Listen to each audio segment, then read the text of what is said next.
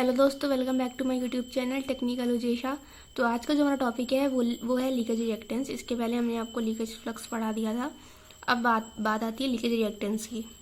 तो वही देखो, कुछ कठिन नहीं है, बहुत सिंपल सा है, थोड़ा सा समझने का वो करना, ठीक है। ये तो नॉर्मल सर्किट डायग्राम है। वो सब हम इसमें इसलिए नहीं बनाते हैं वो RCRM, क्योंकि फिर बहुत कॉम्प्लेक्स हो जाएगा, तो आपको मेन चीज़ें समझ नहीं आएगी इस वजह से। बाकी वो इक्विवेलेंट सर्किट जब बनाएंगे सब बनेगा, ठीक है।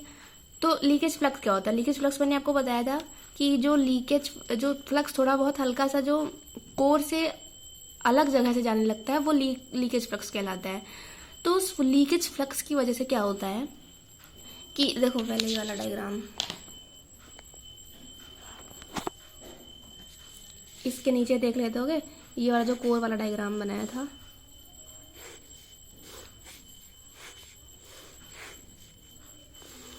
ये हो गई हमारी इसकी प्राइमरी वाइंडिंग, ये हो गई सेकेंडरी वाइंडिंग। रफली समझा रहे हैं, बस सप्लाई देते हैं इधर। मैंने आपको क्या बोला था, ये कोर है, this is the core, this is primary winding, secondary winding. मैंने आपको बोला था कि इसमें क्या होता है, जैसे हमने सप्लाई दी इधर V1, ठीक है, तो इसमें इधर लोड लगा रहता है तो I2 करंट बहती है, इधर I1 करंट बहती है, ओके।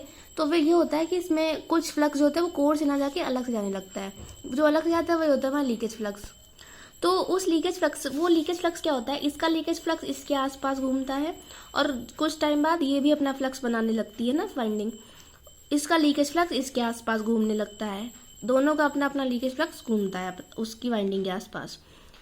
अरे बात मैं ये समझा रही हूँ, जैसे कोई कंडक्टर होता है ना, तो पढ़ा नहीं होगा, करंट कैरिंग कंडक्टर जो होता है, उसमें जब करंट फ्लो करता है तो उसके आसपास मैग्नेटिक फील्ड जनरेट नहीं होती है, वही चीज़ मैं बता रही हूँ। तो कंडक्टर ही तो है ये पूरा, मेटल का, कॉपर का। तो इसके आसपास जो फ्लक्स बना, वो जो कुछ फ्लक्स चला गया इसमें से ज़्यादातर, और जो थोड़ा सा रह जाता है वो इसके आसपास घूमता रह जाता है एयर में ऐसे, ठीक है। तो वो उस लीकेज फ्लक्स की वजह से ही, मतलब उस लीकेज फ्लक्स की वजह से भी ही नहीं, उस लीकेज फ्लक्स की वजह से भी इसमें एक EMF इंड्यूस होने लग जाती है इन दोनों वाइंडिंग में अपनी अपनी। और वो जो EMF इंड्यूस है हो गई है EMF इंड्यूस। अभी हम ये कोर वाले फ्लक्स की EMF की बात नहीं कर रहे हैं, वो E1 E2। अभी हम बात कर रहे हैं लीकेज फ्लक्स की वजह से भी एक EMF इंड्यूस हो जाती है, वो फ्लक्स जो इसके आसपास घूमता रहता है, ओके। तो इसमें भी एक EMF उस लीकेज फ्लक्स की वजह से इंड्यूस हो जाती है, ओके। तो वो EMF क्या करता है, वो करंट को अपोज करता है। इसका EMF जो लीकेज फ्लक्स की वजह से बना है वो इसके करंट को अपोज करेगा, इसका EMF जो लीकेज फ्लक्स की वजह से बना है वो इस I1 को अपोज करेगा। क्यों अपोज करेगा? लेंज लॉ की वजह से। क्या कहता है लेंज लॉ? क्या कहता है कि कोई भी चीज़ अगर किसी की वजह से आई है तो वो हमेशा उस चीज़ को अपोज करेगा जिसने उसे प्रोड्यूस किया है। अब खुद मतलब है ना, अपनी थाली में छेद करते हैं ठीक है। तो फिर अपनी थाली में छेद करते गलत हो गया, मतलब कि अरे समझ गए ना, जिस करंट की वजह से वो फ्लक्स आया और उसी फ्लक्स का वो पार्ट है लीकेज फ्लक्स, तो आया तो इसी से है, तो वो इसको अपोज करने लगता है, वही फ्लक्स या उसकी वजह से बना हुआ EMF, ठीक है, वो अपोज करता है I1 को। तो वो जो अपोजिशन होता है ना करंट का, उसी को बोलते हैं लीकेज रिएक्टेंस। एक्चुअली उसे बोलेंगे रिएक्टेंस, ठीक है। आपने पढ़ा है ना inductive reactance, capacitive reactance, FEEE में पढ़ा होगा मे बी, ठीक है।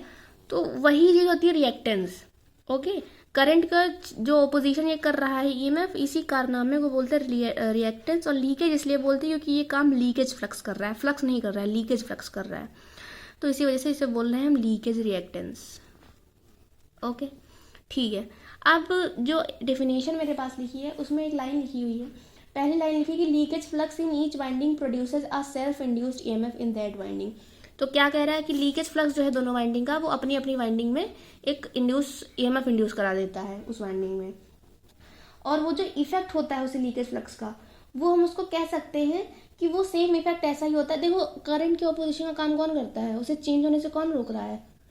इंडक्टर रोकता है। इंडक्टेंस का काम यही है कि करंट को, जैसे रेसिस्टेंस करंट को फ्लो को रोकता है, वैसे ही इंडक्टेंस करंट के चेंज होने से रोकता है कि तुरंत चेंज मत हो भाई, धीरे धीरे चेंज हो, ठीक है। इसी वजह से इंडक्टर में करंट लैग करती है, क्योंकि उसे चेंज होने में टाइम लग जाता है। इंडक्टर चेंज नहीं होने देता, एनर्जी नहीं वेस्ट करता है बेसिकली, बट फिर भी उसे चेंज होने में टाइम लगता है, तो वो इंडक्टर यही करता है। तो बेसिकली यही इसमें गुण आ जाता है। तो हम इस वाइंडिंग तो उनको शो कर सकते हैं। हमारे पास एक सर्किट देखो मैंने बनाया, जो इसमें मैंने इंडक्टर कॉइल लगा दी है एक।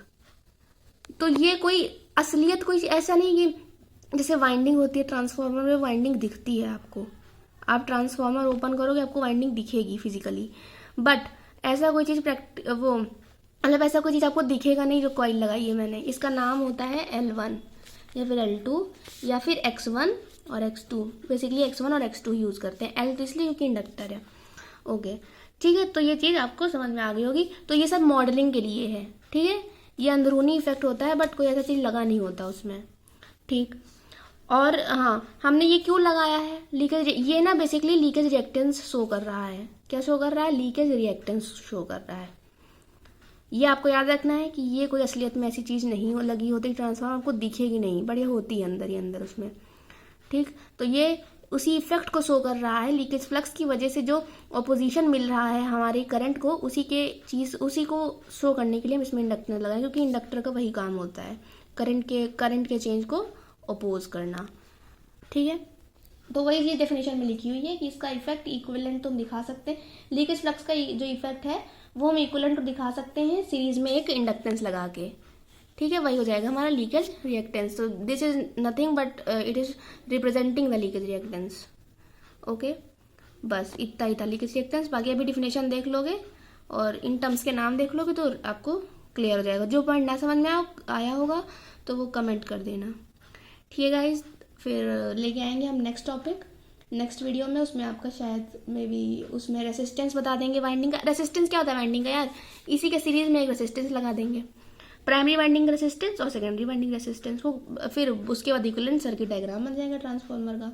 फिर उसके बाद नेक्स्ट टॉपिक चलेंगे, ठीक है। तो तब तक के लिए thank you very much, enjoy करो एंड मे बी मतलब आई होप समझ में आ जाएगा सबको। Okay bye bye, thank you.